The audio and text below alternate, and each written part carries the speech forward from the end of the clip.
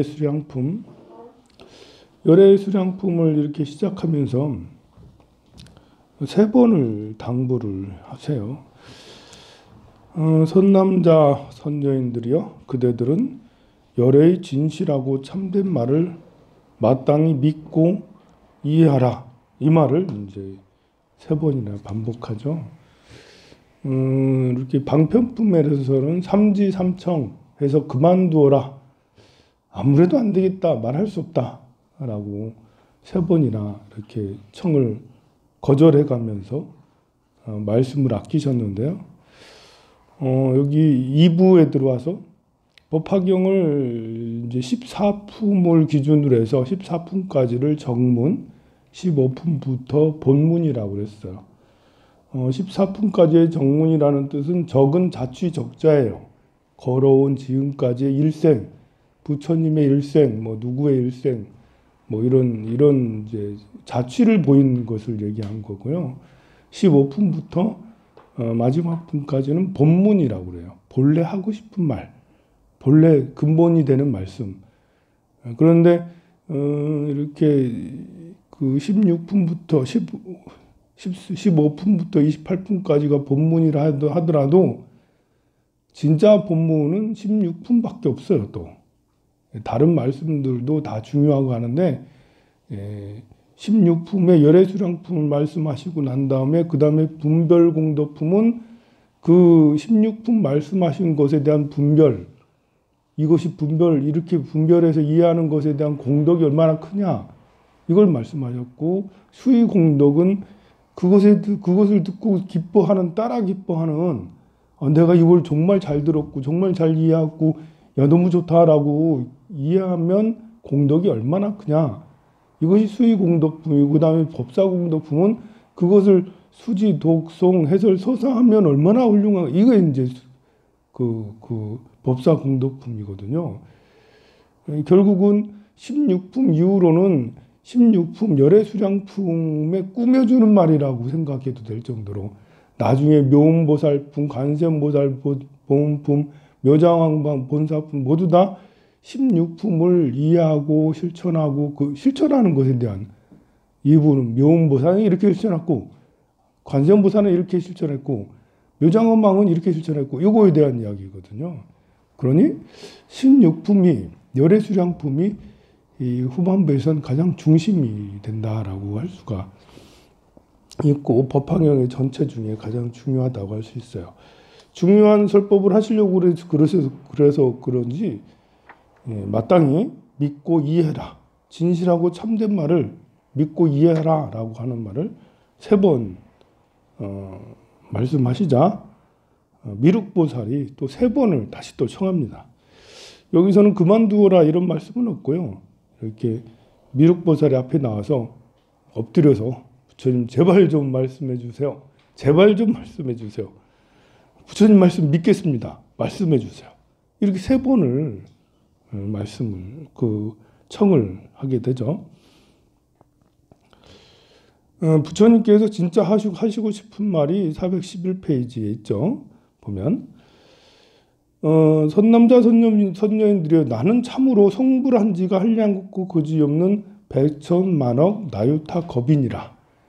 이제 2600여 년 전에 태어나신 시달르타, 그래서 6년간 이제 고행하고 깨달음을 얻으신 석가모니불, 이분께서는 이미 오래전에 성불하셨다. 이 생에 오셔서 성불한 모습은 방편이다. 이 말씀을 하시려고 이 앞에 정문에서 방편품, 비유품, 신해품 이런 품들을 설법을 하신 거예요. 안 믿을까 봐. 나는 이미 오래 전에 성불을 했다. 부처님 당시로 돌아가서요. 부처님 당시에 시달달 태자로 태어나서 이렇게 출가하셔서 수행하시고 성도하시고 계속 수십 년 동안 제자들을 깨달음에 이르게 했어요. 그런 제자들 앞에서 얘들아, 나는 30년 전에 깨달은 그게 아니고 깨달은 지 사실은 더 오래됐느니라. 아주 오래오래 전에 구원성불, 구원겁전에 몇 천만 년 전에 이미 나는 성불을 했었느니라 라고 그렇게 이야기를 하는 거예요. 이 말을 안 들을 것 같으니까, 안 믿을 것 같으니까. 에이, 부처님 제가 보고 듣고 잘하는, 같이 부처님 옆에 있었는데 무슨 말씀하시는 거예요? 부처님 뻥도 너무 심한 거 아니에요?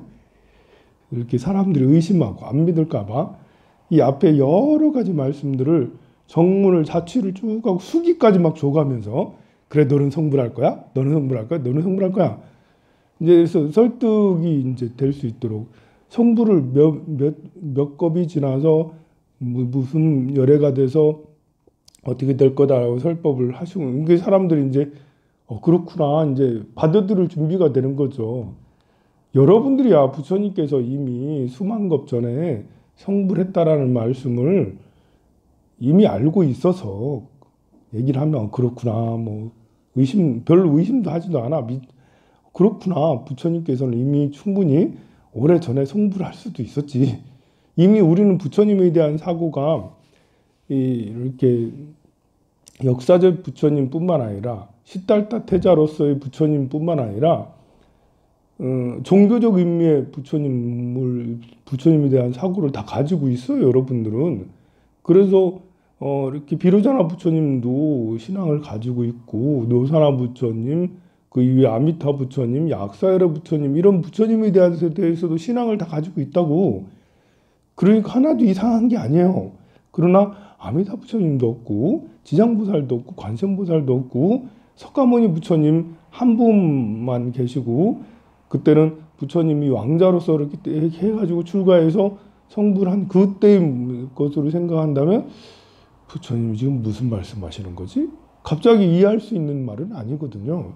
그러니 이미 설법을 많이 해놓으시고 어느 정도 분위기가 됐을 때 가장 중요한 말씀을 16품 열애수량품에서 나는 이미 성불한 지가 한량없이 그지없는 백천만억 나유타 겁이다. 굉장히 오래전에 성불했다. 그래서 성불의 그 시간에 대한 비율을 막 얼마나 오래됐는지 이렇게 설명을 하시는데요. 그것도 계속 그만큼 오래됐다라고 하는 거예요. 그리고 412페이지에 보면 근기 따라 설하다 이렇게 돼 있죠. 사람의 근기에 따라 다 다르기 때문에 나는 전생에 연등불에게 법을 얻었다라고 말도 했고, 연등불 또 거기서 열반에 들었다라고 그렇게 근기에 따라서 그렇게 말을 했다라고 근기 따라 설법을 한 것과 방편을 보인 일생이 나오죠. 출가해서 고행을 하고 했던 것은 모두 다 방편이다. 이렇게 진실을 설하십니다. 지금 전에 열반했던 것은 열반이 아니다라고 하는데요. 416페이지에 보면 양의의 비유가 있어요.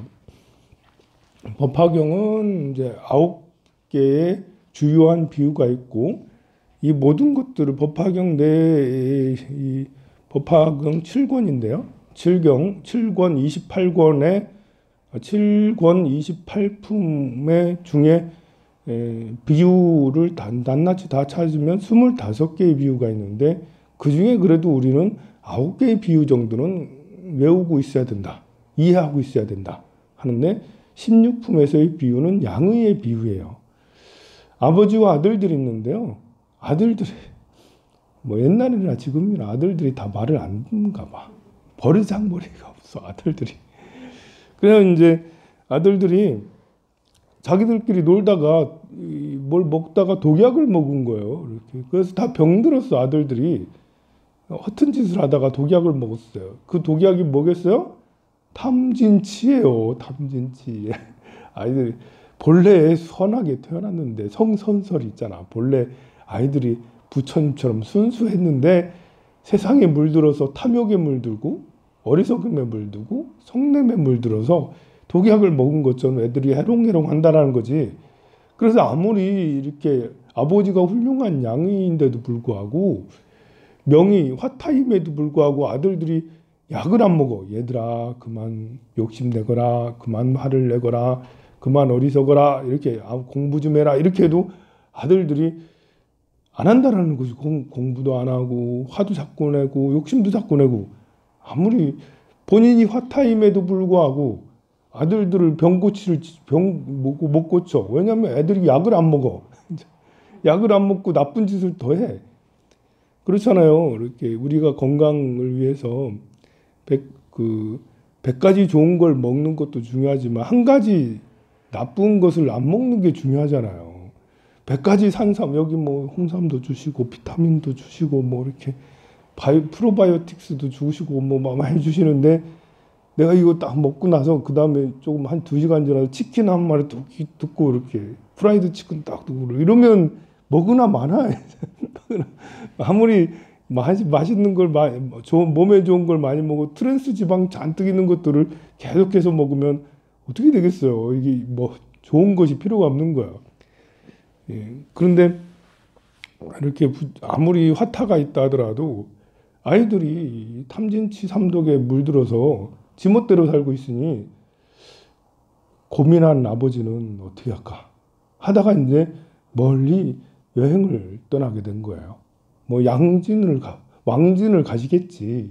화타시니까 멀리 치료를 하러 가셨는지 어쩐지 멀리 가셨어. 그리고는 혼자 이제 이렇게 묘책을 생각해 내셨어요. 애들한테 내가 죽었다고 해야지. 그래서 이제 사람한테 전가를 보내서 화타인 의사가 돌아가셨다. 이렇게 해서 전해라고 한 거예요. 그때서야 아이들이 우리 아버지 돌아가셨다.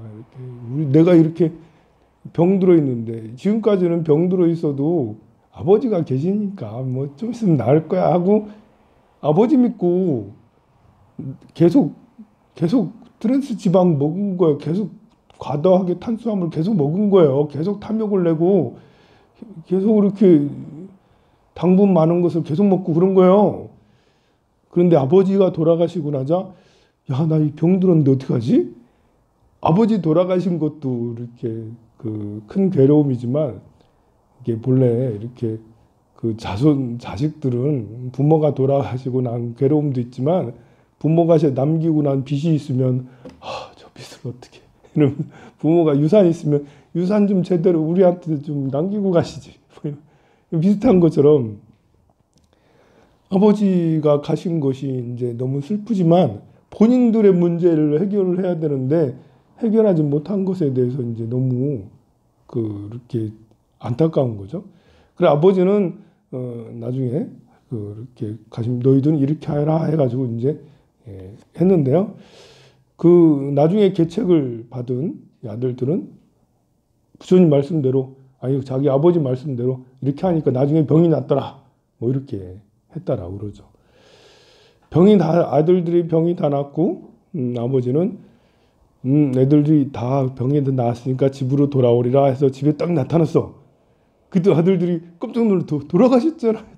얘들아 내가 일부러 거짓 부렁을 했다. 이러면서 너희들이 병이 심각해서 이 방법을 쓰지 않으면 안 될 것 같아서 이렇게 거짓으로 했으니 이해하여라 라고. 아들들이 다행히 착해서 그렇습니까? 저희들을 살려줘서 너무 감사합니다. 이렇게 해서 은혜에 감사했다라고 그러죠. 자, 우리는 부처님께서는 양이와 같다. 부처님이 이제 이 법화경은 이제 천태지자대사께서 이 법화경은 부처님이 한 72세쯤에 설법을 하신 경전이다 라고 그렇게 설명을 해주셨어요. 그 이유가 계속 열반에 들기 전에 열반을 암시하는 말씀들을 자꾸 하시는 거예요. 그러니까 돌아가시기 전에 하신 말씀처럼 들리는 부분이 굉장히 많은데 여기서도 마찬가지예요. 부처님이 열반에 들어야 되는 이유도 설명을 계속 하십니다. 부처님이 열반에 들어야지 이 부처님만 믿고 있던 중생들이 부처님 때문에 공부를 안 해. 처음에는 부처님 때문에 공부를 시작했는데 나중에는 부처님 때문에 공부를 안 하는 거예요. 부처님이 다 알아서 해주시겠지. 부처님이 소원도 성취시켜주고 건강도 해주고 뭐 부자도 만들어주고 부처님이 나를 성불시켜줄 거야. 부처님에 대한 믿음이 너무 커서 공부를 안 하는 거예요. 그래서 부처님이 내가 열반에 들어야지 중생들이 그 급한 줄 알고 발등에 불이 떨어진 줄 알고 그때서야 이제 열심히 공부하고 부처님을 그리워하게 된다. 이렇게 논리가 조금 이제 그런 논리가 맞나는 잘 모르겠는데 약간은 나는 이해가 잘 안 돼요, 그죠? 그냥 계시면서 중생을 제도하시지 꼭 그렇게 열반에 드셔야 되냐고. 지금까지 살아 계셨으면 얼마나 좋았겠나. 그런데 이제 부처님께서는 열반에 드셨고 열반에 드신 부처님의 열반을 대한 우리 태도, 부처님이 이렇게 괜히 열반에 드신 게 아니다. 부처님은 사람이기 때문에 열반에 드셨다라는 그런 이제 사바세계 그렇게 받아들이는 게 아니고 우리는 불제자잖아요. 그래서 부처님 열반에 드신 이유는 부처님은 지금도 사실은 살아 계셨을 수도 있었다. 부처님의 수명은 무한할 수 있었다. 부처님은 육체를 마음대로 조정할 수 있고 수명도 마음대로 늘릴 수 있고 다 할 줄 전지전능하시잖아, 부처님은. 근데 왜 그때 돌아가셨냐? 80세 왜 열반에 드셨냐? 다 우리를 위해서 돌아가신 거야, 우리 부처님은.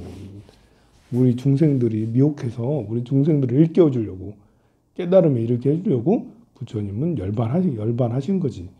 그래서 곧 열반에 드시는 부처님을 그 제자들에게 그렇게 이해하도록 가르치시고, 또 우리 3000년이 지난 현재 우리는 부처님의 열반은 그런 우리 중생이 부처님을 그리워하게 되고 부처님을 친견하고 싶어 하게 되고 부처님의 법을 직접 듣고 싶어 하는 그런 강한 열망을 갖도록 해주는 그런 열반이시구나.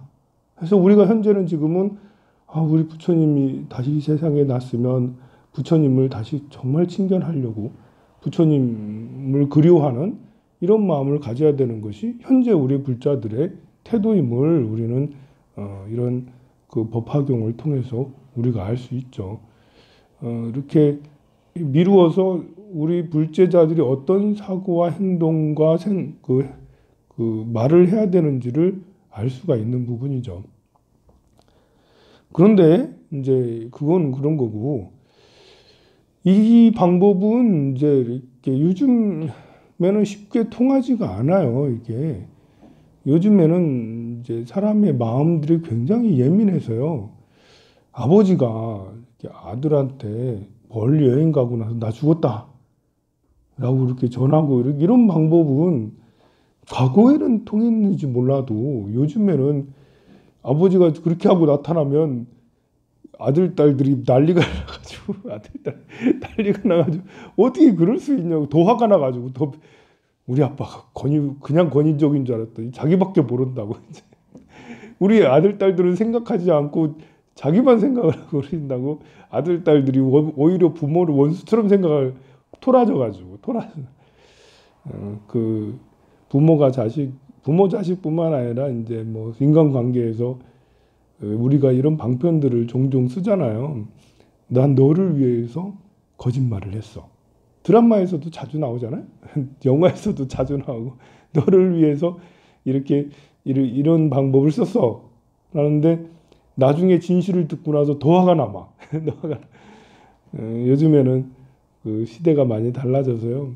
참 더 어려워. 관계가 더 어려워요. 이미 관계가 딱 돼 있어서 자식이 부모를 공경하고 효도를 해야 되는 이런 관계면 부모가 어떻게 행동을 해도 부모가 나를 위해서 이렇게까지 해주시니 은혜가 너무 감개무량하다 이럴 텐데 이제 지금 이 시대에는 이제 그런 격에서 그런 형식과 격에서 다 이제 벗어나는 시기이다 보니까요. 게다가 그러다 보니까 사람의 각자의 마음들이 굉장히 중요한 때가 돼 버렸어요. 지금은 나이가 많다고 뭐 들이댈 것도 아니고 돈이 많다고 뭐 들이댈 것도 아니고 내가 부모라고 뭐 들이댈 것도 아니고 내가 교사고 선생님이고 교수고 내가 직장의 사장이고 이렇게 해서 상대를 이해시키려고 할 수 있는 시대가 아니라는 거죠. 지금은 그냥 이제 상대를 인간적으로 존중해주고 그냥 이제 비밀이 있기보다는 그냥 다 드러내서 솔직하게 해주고.